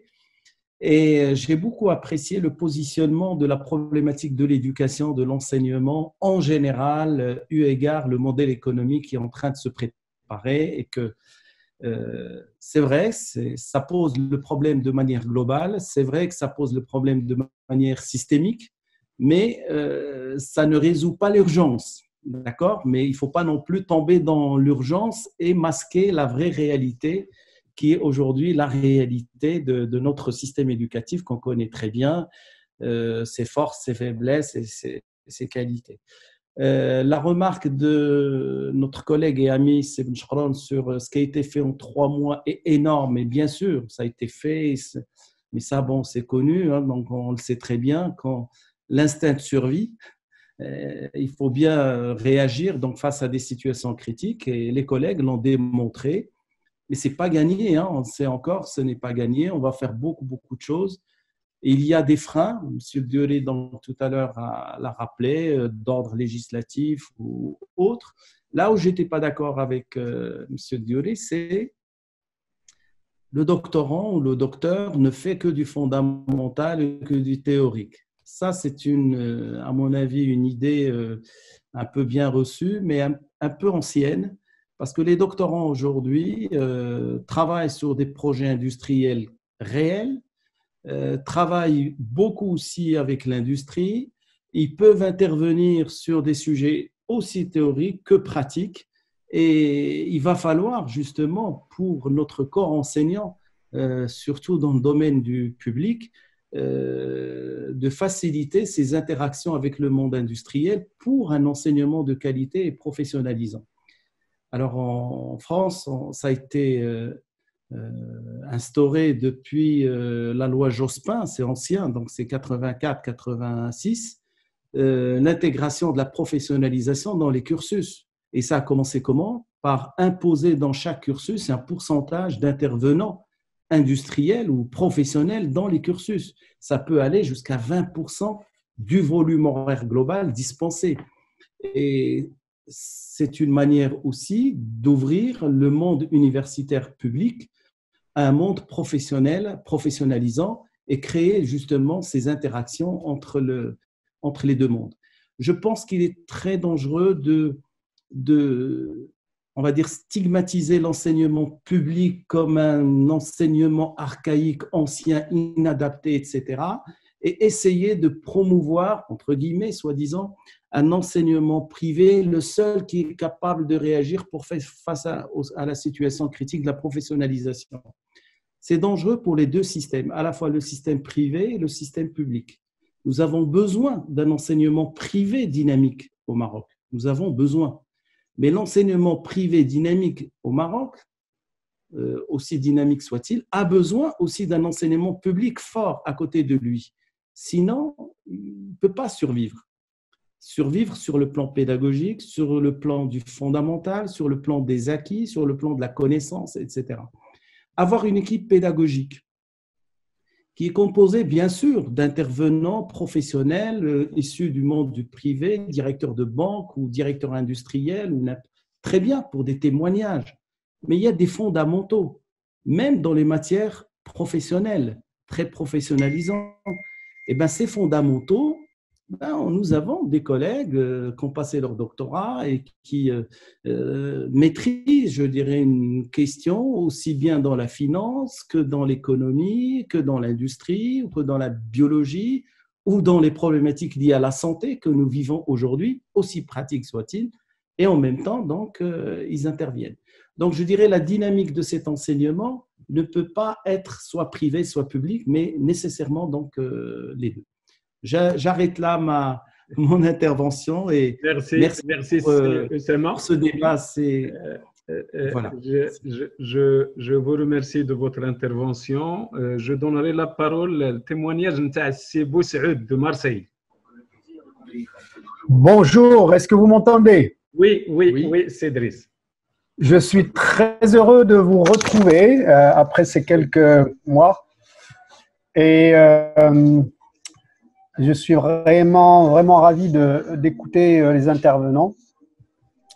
Alors, moi, mon métier principal est chercheur. Je suis chercheur au CNRS. Donc, ma première mission, ce n'est pas d'enseigner, mais de faire la recherche. Bien évidemment, j'enseigne beaucoup. Mais je précise ça parce que je vais dire quelque chose qui va abonder dans ce que mon ami, le professeur Ahmadi, a précisé, qui est qu'il ne faut pas oublier qu'une des missions de l'université, c'est la recherche, et c'est peut-être même la première mission. Alors, voilà, je travaille dans un institut qui se trouve en plein milieu de la faculté de médecine de la Timone. Et donc, je vais amener ma réflexion sur ce sujet-là parce que vous savez de quoi est-ce que la médecine avait besoin, abstraction faite de la pandémie que nous vivons depuis quelques mois maintenant. La médecine avait besoin de s'humaniser davantage, c'est-à-dire que la formation du médecin, le médecin n'est pas un technicien. Ce n'est pas un robot qui va compiler les symptômes pour savoir quelle prescription il faut faire.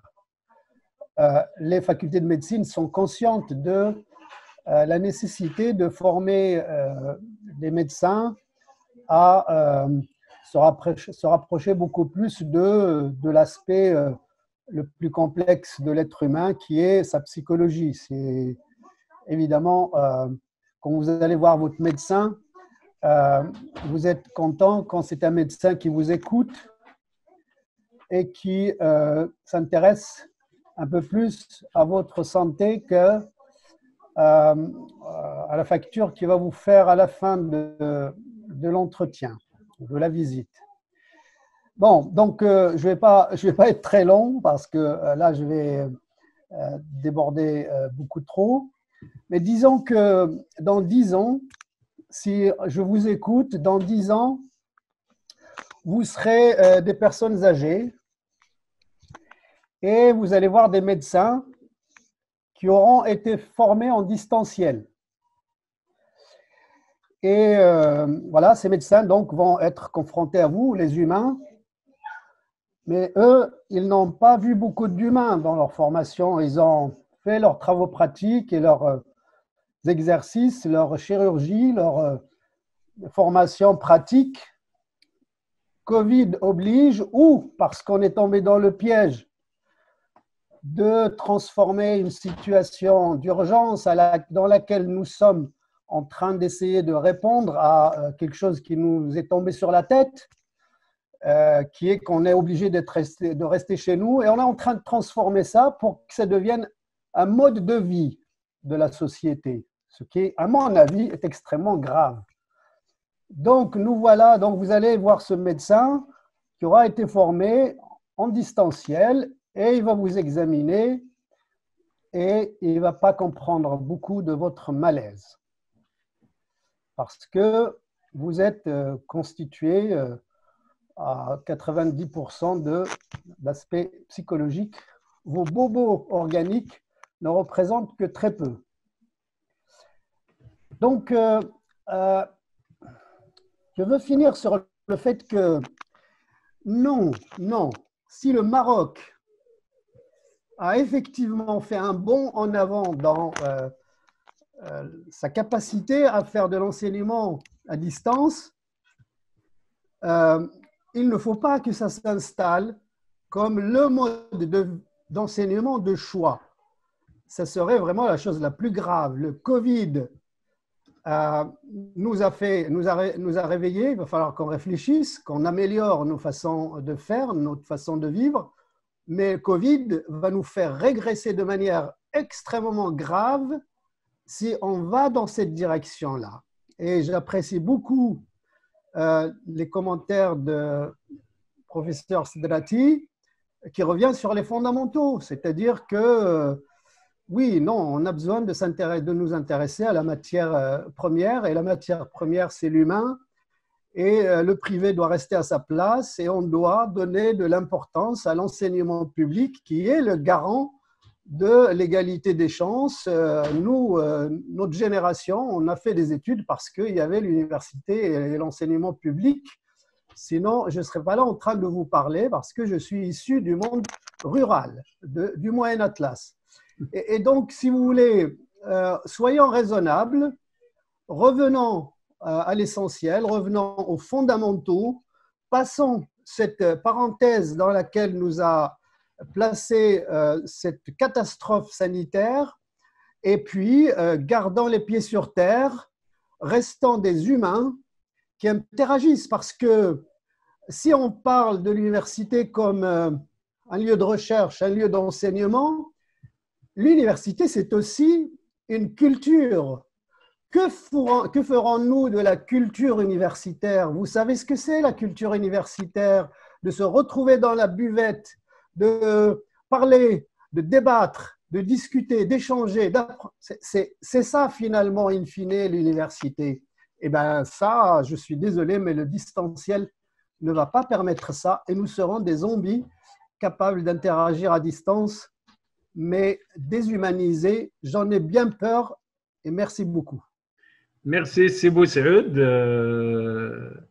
Vous avez enrichi et humanisé le débat. Je suis presque à 100% distanciel. Avant de repasser la parole, Sibou Shkron, j'aimerais bien donner la parole à Sibou Zerou, puis Haji, puis Salah. Donc, on va se limiter à 4 autres interventions. À vous la parole, Sibou Zerou. Micro. Merci beaucoup, Saad Razzaq. Et tout d'abord, un grand bonjour, les grands amis, mes amis fidèles. Bonjour pour les retrouvailles. Je suis vraiment ravi de vous retrouver. Si j'essaie de faire, bon, je vais être bref, si j'essaie de faire la synthèse de toutes les interventions, je dirais qu'on est en train de faire, d'une manière implicite, une évaluation de l'enseignement à distance. Tout d'abord, que ce soit sur le plan… Bon, lorsqu'on veut faire l'évaluation, il faut la faire sur le plan quantitatif et qualitatif. Dire qu'on a fait beaucoup de choses en 3 mois, pour moi, ça ne veut rien dire si on ne discute pas de la qualité. Et qu'est-ce qu'on a mis dedans? Tout d'abord, je ne suis pas tout à fait d'accord avec Sidiori lorsqu'il dit que notre problème au Maroc, c'est le législatif. N'oublions pas que la pandémie, c'est un cas de force majeure. On n'a pas vécu ça dans le passé. C'est du jamais vu. Mais on peut toujours se rattraper. Ce n'est qu'une question de volonté politique. Ce sont des textes à promulguer, ni plus ni moins. Moi, je pense que c'est beaucoup plus le comment de la chose pour la faire réussir. Moi, je pense que les mois qui se sont passés, S'il y a des choses qu'il y avait lieu, dans mon humble avis, c'est beaucoup plus avoir un bon rapport qualité-prix dans la connexion Internet. Surtout parce que, bon, qui dit distanciel dit connexion au réseau. Bon, le prix, parce que comme on le sait, il y avait des familles démunies, il y avait des familles qui ont perdu leur, je dirais même leur de revenus. Donc là, c'est une question de prix. Qualité, c'est beaucoup plus améliorer la qualité du milieu rural, etc. Parce que sinon, on ne peut pas suivre des cours à distance. Le deuxième cas, et moi je parle en connaissance de cause parce que j'ai confronté ce problème, lorsqu'on fait l'enseignement à distance, si on fait un cours, là, une partie de cours en présentiel, une durée T, en distanciel, il faut prévoir 2 T, parce qu'il faut se mettre dans la psychologie des étudiants, etc. Il faut faire des va-et-vient, etc. C'est, si vous voulez, c'est le court terme, les solutions d'urgence. Mais sinon, si on veut s'inscrire une démarche globale à l'échelle internationale pour l'enseignement à distance, moi je suis tout à fait d'accord avec Sissi Drati. Il faut voir la problématique de l'éducation, le nouveau modèle de développement. Et moi personnellement, qu'est-ce que j'attends le modèle? Rapidement, c'est Gozro.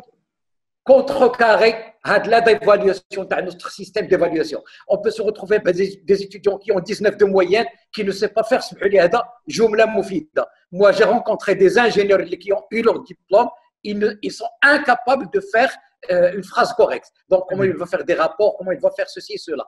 L'enseignement à distance, c'est toujours une source et une cible.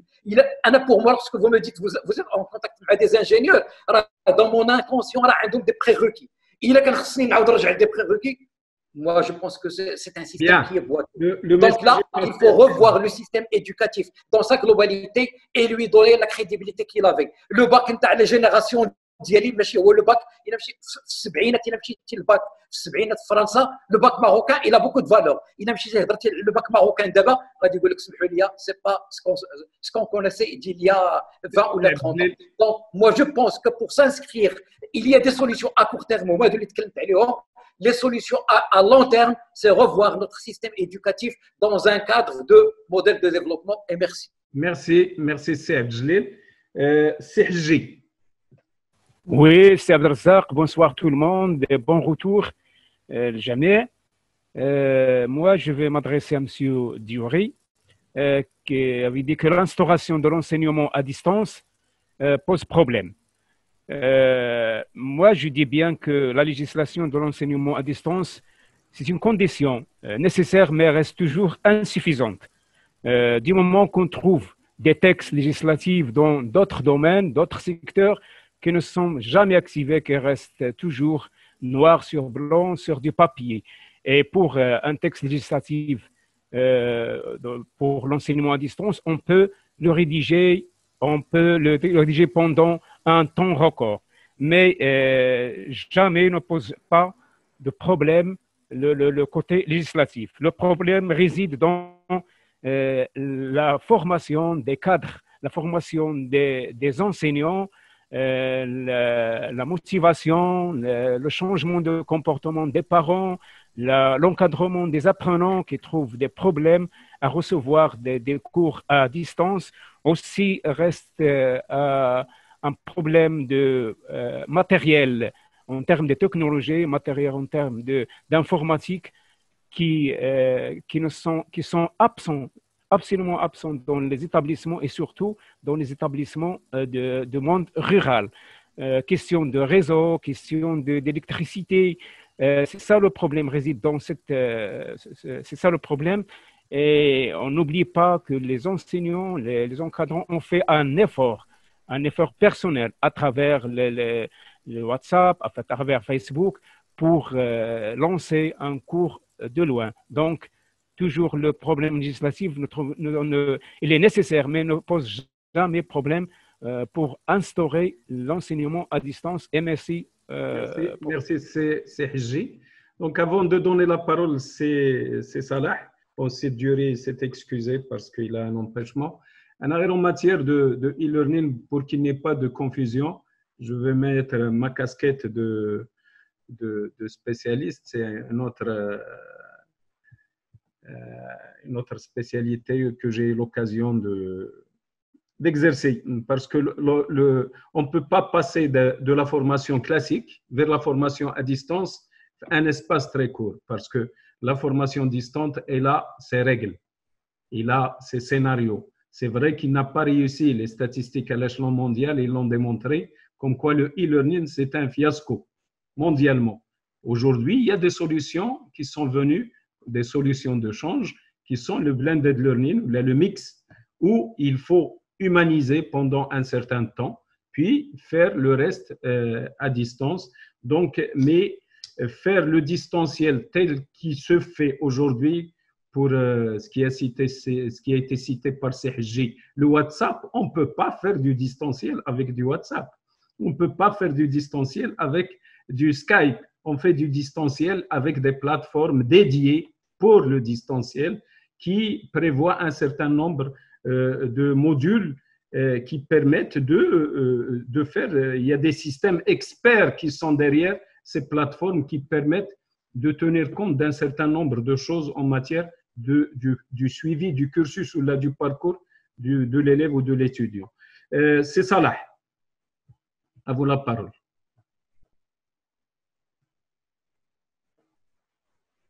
Micro. Mon micro. J'espère que ma voix va tenir la route. Parce que je suis au départ, je suis déjà enroué. Je vais essayer d'être très bref. Vas-y. En fait, moi, je reviens sur la présentation du professeur Zdressi, avec lequel je suis totalement en phase, parce qu'il relie un petit peu la formation de base des enseignants et le niveau je vais dire, qui a dégringolé, et donc tout en mettant une passerelle vers le modèle de développement qui est en train de se mettre en place. Effectivement, j'en ai déjà parlé plusieurs fois sur cette plateforme une autre. Quand je parlais du problème le son, ça, depuis le primaire, le son. Oui. Oui, vous m'entendez maintenant, ça va? Vas-y, vas-y. Je disais que depuis le primaire, quand on voit le passage en 6e déjà vers le collège, il faudrait savoir qu'on parle de carte scolaire. Et que veut dire cette carte scolaire finalement? Pour les gens qui connaissent, c'est très simple. On se base sur le nombre d'élèves que l'on doit passer au secondaire et on va pour mettre en place un seuil de réussite qui peut être du 3 sur 10, qui peut être du 5 sur 10. Et du coup, on reçoit des élèves à l'entrée de collège qui ne savent pas écrire leur nom. Maintenant, ça c'est une première réalité. Une deuxième, quand on arrive au bac, toutes les personnes, comme on dit, qui ont du 17 et 19, ils vont faire des écoles prépa, ils vont faire les grandes écoles. Mais pour faire un enseignant, on n'a pas besoin de 17, on prend ceux qui ont 11, ceux qui ont 10. Alors qu'en fait, l'enseignement, on est en train de fabriquer des hommes. On n'est pas en train de fabriquer des allumettes. Et c'est là où le bas blesse. C'est là où je rejoins M. Zdressi. Et c'est ce qui explique ce qui nous arrive. Comment voulez-vous le son que quelqu'un donc il revient finalement, ça se répercute en année, on se trouve avec une génération mal formée et ne peut donner que ce qu'elle a. Oui, oui, je termine si tu veux sur ça, parce que là, ça explique beaucoup de choses. Le son, oui, d'accord. C'est entre donc je disais que... Vas-y. Maintenant, ça va. C'est bon, c'est bon. Une ou deux phrases et je termine de toute manière. Je vais conclure sur ça, parce que je réponds un petit peu à ce qui se passe, au questionnement des gens qui se disent pourquoi ça ne marche pas, pourquoi l'enseignement ne marche pas. Mais en fait, il faut revenir à autre chose. Il faut d'abord commencer par passer. Le sang, c'est Salah. À travers une justice des 10 et des 15 et pour accéder à... D'accord. Alors j'abandonne. Il y a un problème de sang. Voilà, je crois que c'est compris. De toute façon, je crois que Le message est passé. Le message est passé. Je donne la parole à Sybille Stron. Tfadla, Nabil.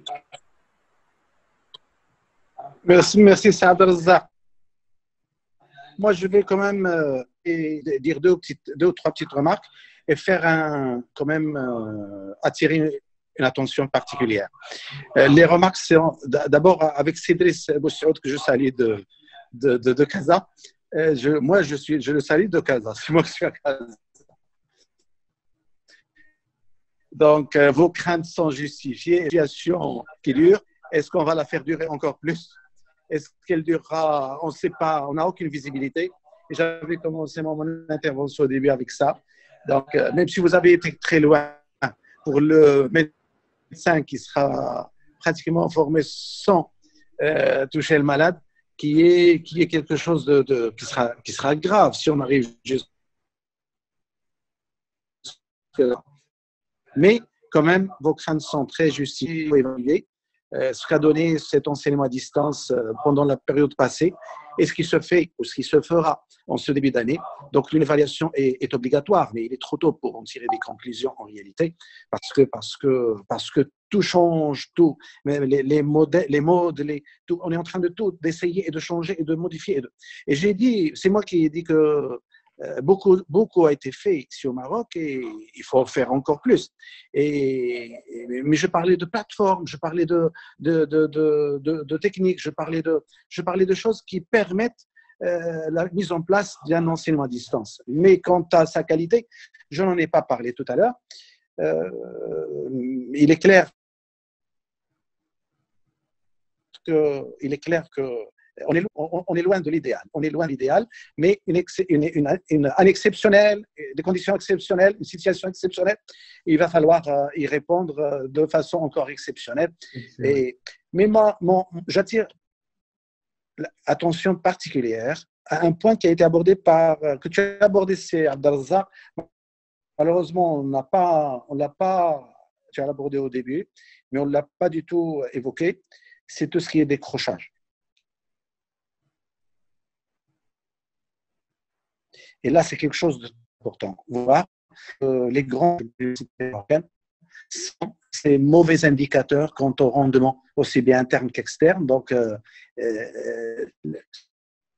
ceux qui rentrent, disons, en première année, vous en trouverez très peu de pourcentage pour ne pas effrayer le monde, mais on a de très faibles taux, de très faibles indicateurs quant à le rendement. Donc, tous les défis de l'université, c'est d'améliorer justement ces deux rendements, aussi bien internes qu'externes, et l'interne va avec le décrochage et avec l'abandon.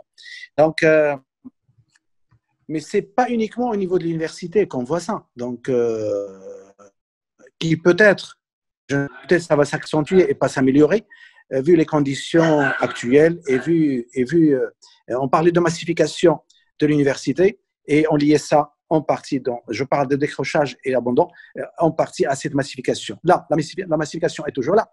Elle sera encore, elle est galopante, mais avec ce distanciel,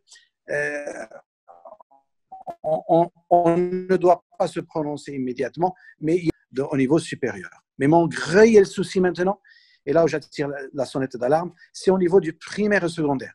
C'est au niveau du primaire et secondaire, parce que bon, le distanciel ou l'enseignement à distance pour l'enfant n'est pas comme celui d'un jeune de 18 ans. Donc, il y a une perte d'intérêt de l'enfant. Il y a on va dire, c'est l'enfant qui va lui-même vers l'abandon. Donc, on va avoir des problèmes sérieux si on continue dans cette voie d'enseignement totalement en distanciel pour les enfants, je vais dire au niveau primaire et secondaire. Donc ça je voulais quand même attirer cette attention parce que je ne rentre pas dans la polémique enseignement public, privé, établissement public, établissement privé. Nous savons tous que c'est un autre sujet, on peut l'aborder pratiquement pour tout un webinaire. Mais ce qui est sûr, c'est que il y a des enfants qui sortent des établissements privés. Il y a un grand nombre d'élèves qui souhaitent partir vers les établissements publics. Il y a des élèves qui, malgré qu'ils sont dans le public, et ils ont, ceux qui sortent des établissements privés, c'est essentiellement pour des problèmes financiers, pour des problèmes de parents qui ont perdu leur salaire et tout, et leur travail. Donc ça, c'est un autre truc social, un autre problème qui émerge. Mais je reviens toujours au décrochage des enfants et des élèves au niveau du primaire et secondaire, et c'est quelque chose qui risque d'avoir lieu et qui risque d'avoir lieu au Maroc si on continue ces enseignements totalement en distanciel. Voilà, merci beaucoup. Merci Sibn Shkroun. Je donnerai la parole au colonel Bokharta, et ça va être la dernière question ou l'explication sur le sujet pour pouvoir ouvrir par la suite une discussion à bâton rompu. Tfadla, mon colonel. Merci, c'est Abdelrazak. Bon, je salue tout le monde d'abord et heureux de nous retrouver. Je remarque que les interventions ont été consacrées essentiellement à l'enseignement supérieur où les niveaux et les moyens sont plus ou moins disponibles. Si on devrait traiter de l'enseignement primaire et secondaire, je crois que la situation est plus à tous les niveaux. Et pour revenir un petit peu au distanciel, je crois que pour le réussir, il faudra la disponibilité de 4 facteurs.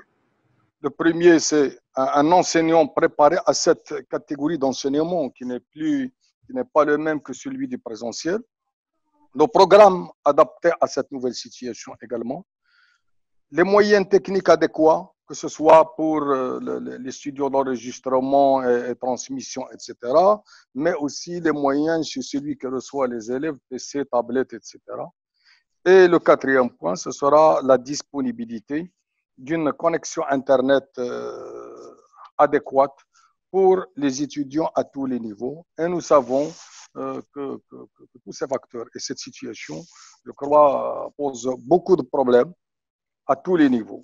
Donc, c'était, je crois, je ne vais pas prolonger pour ouvrir un petit peu les débats, mais ce sont mes observations pour lesquelles j'espère qu'il y a une réflexion. Et surtout, si on devait parler un petit peu du niveau, bon, on sait ce qu'il en est tous, puisque nous avons affaire aux étudiants, aux élèves, à ceux qui sortent pour venir au niveau du travail, etc. Ça, c'est notre cas. On n'en parle pas. On est sur le distanciel et le présentiel. Le programme est un autre problème. Si on devait le traiter, on va y passer toute la nuit. Merci et à bientôt. Merci. Je ne sais pas, c'est Abdelrazak Ghazaoui, qui est directeur provincial de l'éducation de la région de Midels. Mais il nous rapproche un peu de la réalité. C'est un moment. Oui, c'est Abdelrahman.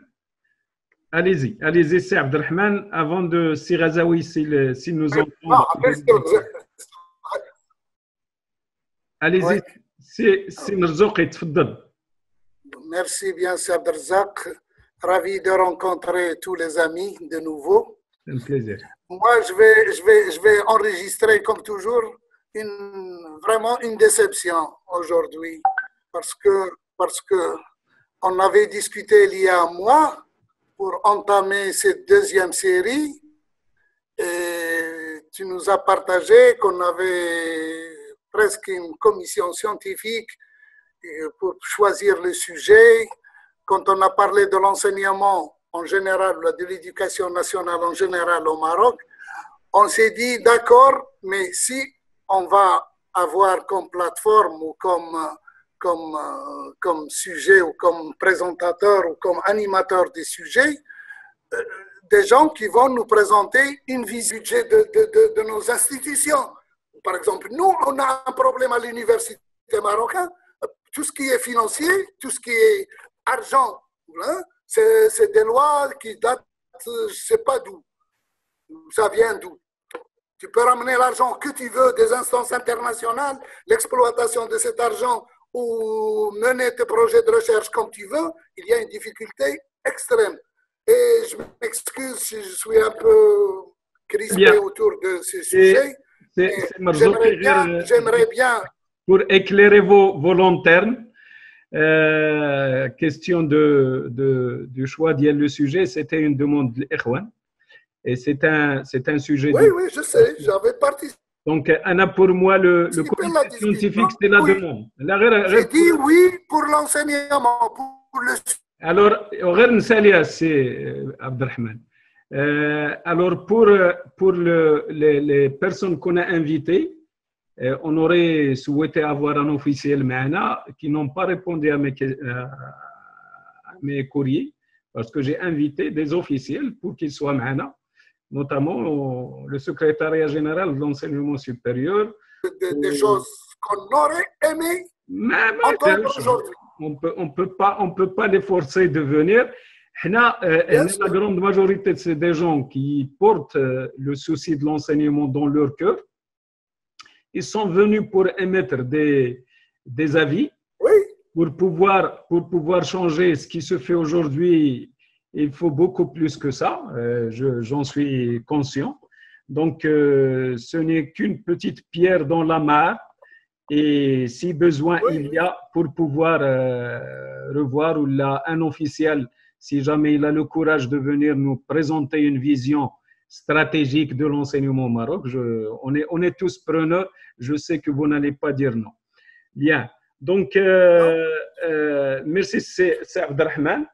Merci à vous. Et je m'excuse si je suis un peu. Là, c'est pas grave. C'est pas grave, c'est Abdelrahman. Vous avez parlé avec votre cœur. Ça se respecte. Ça se respecte. Ikhwan, c'est un plaisir de reprendre de la série des webinaires. Donc, j'ai été content de retrouver les anciens et je souhaite la bienvenue aux nouveaux. Donc, je vous tiendrai au courant du sujet qu'on va débattre dans les 2 semaines à venir parce que ça va être une fois chaque 2 semaines. On ne peut pas se permettre de le faire de la même cadence qu'avant parce que ni le temps ni les moyens ne le permettent. Si vous avez des propositions de sujets et de personnalités qui ont des choses à partager avec nous, ils sont les bienvenus. D'ailleurs, il y a un certain nombre d'écrivains et de qui ont exprimé déjà le besoin de passer. Donc, je vous donnerai un œil à la proposition et c'est à vous de voir. Donc, je vous remercie pour d'avoir été si nombreux parce qu'on a quand même. D'accord. On a atteint les 56. Il y a normalement Célina Salah. C'est cher. Bon, on les laisse pour la prochaine. Et Allah, c'est Rachid. Je pour la prochaine. Clôturer. Non, tout simplement, je voudrais dire que c'est un sujet très complexe. Exact. Il s'agit d'un débat qui est très, très large et très diversifié. Il y a des avis du secteur privé, secteur public, etc., des gens qui vivent un peu la problématique et d'autres qui ne la vivent pas. L'essentiel, c'est qu'on est en train de parler d'un problème, mais vraiment dans son aspect le plus final. Mais il faut peut-être, comme a dit Sidrati, il faut peut-être le reprendre le cadre avant, la politique publique, tel qu'il est présenté. Parce que l'enseignement à distance, il exige un certain nombre de conditions. Il y a une pauvreté, les gens sont mal équipés, la famille n'est pas sensible à cette question. L'enseignement et les enseignants eux-mêmes, ils n'ont pas de studio de proximité pour qu'ils puissent reproduire. L'enseignement lui-même, il n'a pas encore dans sa culture cette façon de produire des choses, etc. Et puis, nous, dans l'habitude, dans le social marocain, on croit à des choses qu'on touche. Il n'y a pas quelque chose de distance. Quand on présente des moutons à kilos, ils la refusent. Ils veulent vraiment le toucher, le peser. C'est des cultures. C'est un changement sociétal qu'il faut peut-être procéder et le préparer. Aujourd'hui, La mutation, il faut vraiment les conditions de cette mutation. Maintenant, il faut qu'on parle de ces conditions et comment. Et ce n'est pas pour aujourd'hui, c'est pour peut-être un certain nombre d'années qu'il faut peut-être observer l'enseignement à distance. Mais immédiatement, ça va profiter à une classe et non pas à d'autres. Et c'est pour cela qu'il faut qu'on soit vraiment conscient de la difficulté que nous vivons aujourd'hui. Il ne faut pas banaliser, il ne faut pas simplifier, il ne faut pas rendre les choses très simples parce que nous avons résolu le problème. Le problème n'est pas résolu du tout, absolument pas. Voilà ce que je voulais dire. Eh bien, merci. Moi, je propose, Cheikh Abdelrazak, c'est que, comme il s'agit d'un sujet très complexe, de le segmenter et d'inviter des personnages, en fait, pour chaque segment, avec vraiment une pointure et qui peuvent, je dirais, nous éclairer sur ces choses. Parce qu'en fait, ce qui a été dit, c'est très intéressant, mais on est resté un peu dans les généralités et que peut-être on parlera, en fait, de chaque segment pour approfondir une discussion qui est amicale. Ça, c'est très important. Que c'est amical. Et moi, je peux, en fait, vous proposer quelqu'un, en fait, avec qui j'ai déjà des échanges la prochaine fois et en précisant en fait une thématique très pointue en fait de l'enseignement à distance tel que vécu par je dirais les Marocains et tout le monde ici. Voilà. Merci. Donc c'est noté à Rachid. Je vous remercie. Donc on va la programmer ensemble. Dans tous les cas, le souci qui se répète aujourd'hui, ou là le cri de toutes les familles aujourd'hui, ou les problèmes qu'ils vivent avec la nouvelle solution du distanciel qui ne répond pas exactement à leurs besoins, avec l'improvisation aussi le ministère, parce qu'ils étaient en train d'improviser. Est-ce que c'est le distanciel? Est-ce que c'est le présentiel? Est-ce que c'est le roulement? Et si on fait le roulement, est-ce qu'on arrive à boucler le programme? Avec quelle qualité? Et l'enseignant qui est la pièce maîtresse dans tout ça, il n'y a pas de concertation avec l'enseignant. Parce que la partie qui râle, la partie de tout ça, c'est que l'enseignant, aujourd'hui, on est en train de l'écarter de la décision et ça va se répercuter en fin de parcours. Et ça va se répercuter sur les enfants, sur les élèves.